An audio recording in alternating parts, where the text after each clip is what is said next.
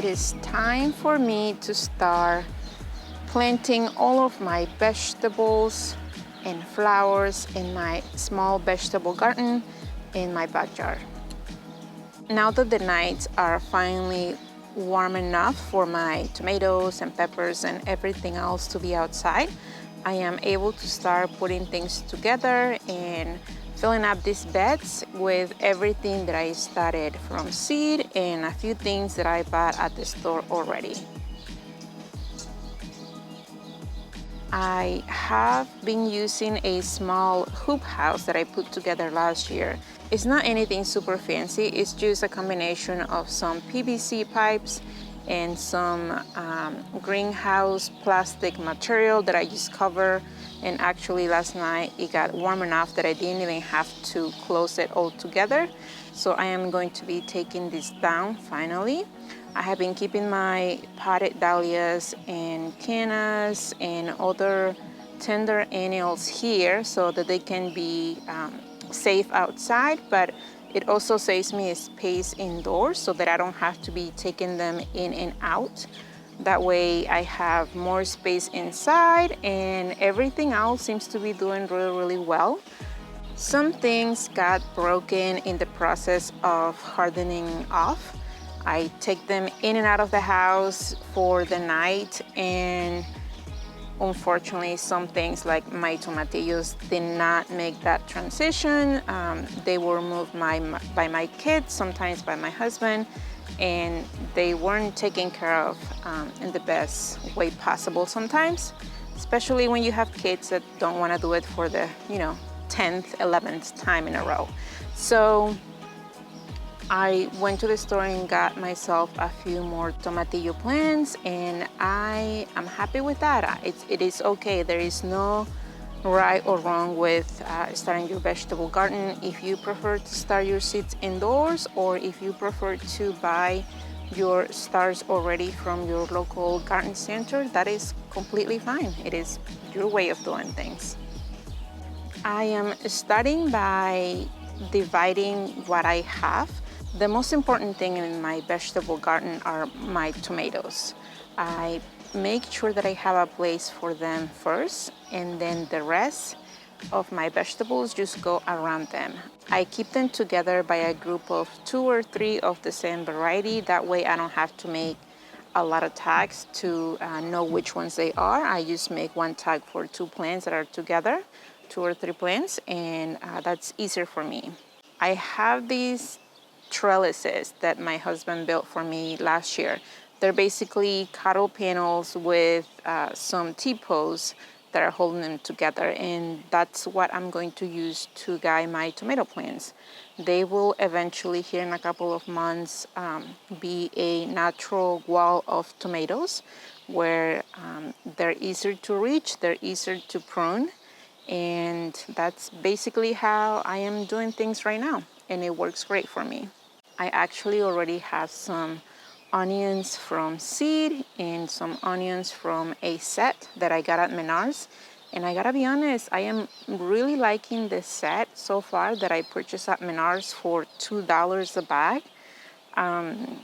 I think that if they develop well, I am just going to be doing that next year, because this year my onions didn't do that well from seed, and they're not looking that great either outside. So we'll see how they do, and I'll have to make my decisions for that next year.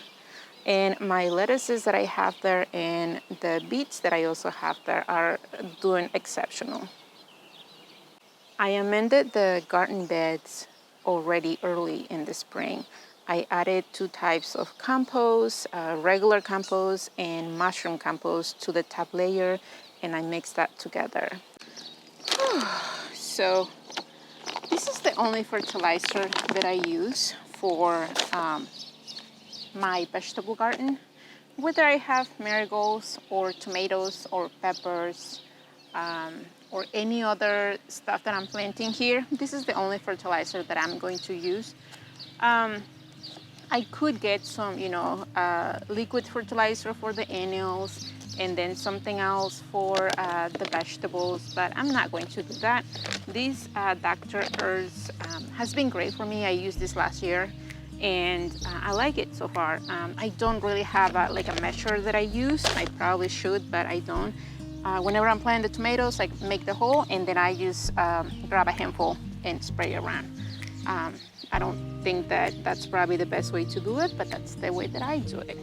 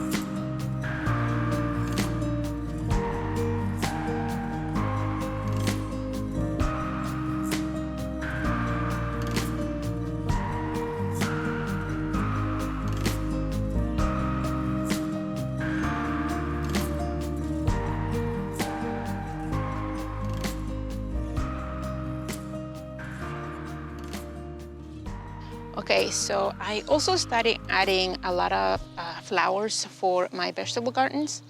I have all of these that I started from seed. These are nasturtiums. I have some snapdragons and also some sweet alyssum, which, my gosh, you guys, they smell amazing, absolutely amazing. If you never try sweet alyssum, try it. Whether you buy the plants or the seeds, just try them. You will not regret that. I have them in white, and I also have them in purple and in pink. But this is how I'm going to do things basically. I'm going to have the nasturtium there, which I believe that's a black velvet, just like a nice dark color. Then I have some dark purple, I think these are black prince snapdragons, and this white sweet alyssum will be basically overflowing here. And then right here in this corner here, I'm going to plant 2 or 3 sunflowers.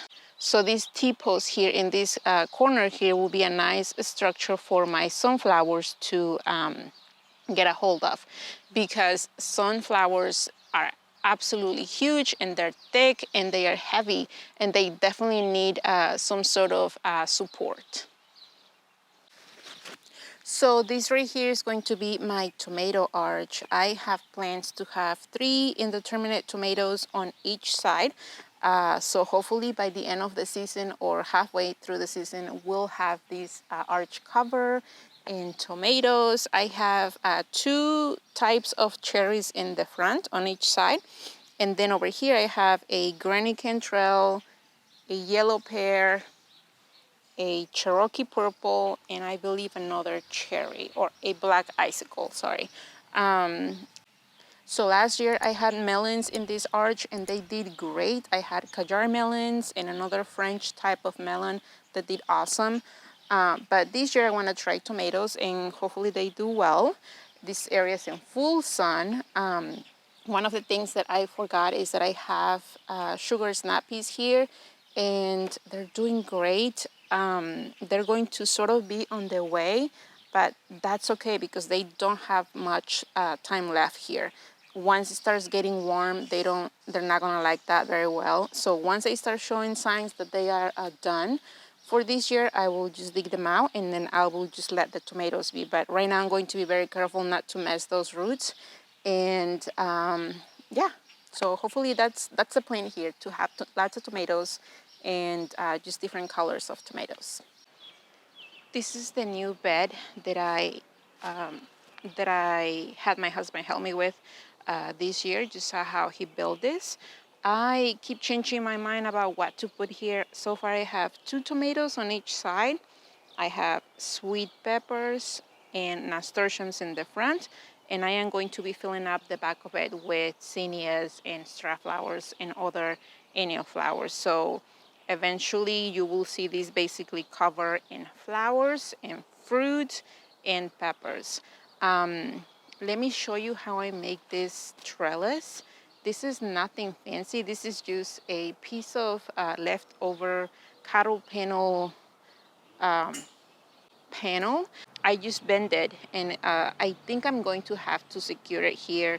Right now it's just sitting on top of the bed, but I think what I want to do is that I am going to get a couple of rebars or something like that so that I can just secure it to the bed. I could easily cut the bottom layers so that the bottom sticks that are going vertical, they can just stick into the bed, but I don't want to sacrifice height. So I'm just going to get another piece for the other side, for the other corner of this bed, and this bed will be done basically. If I can make up my mind about what to have here, it will be done.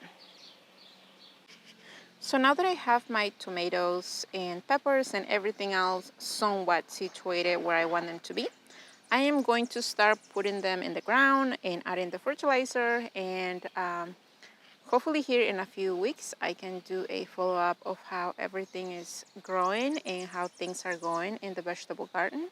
If you guys have any questions, just let me know in the comments below and I'll do my best to answer them.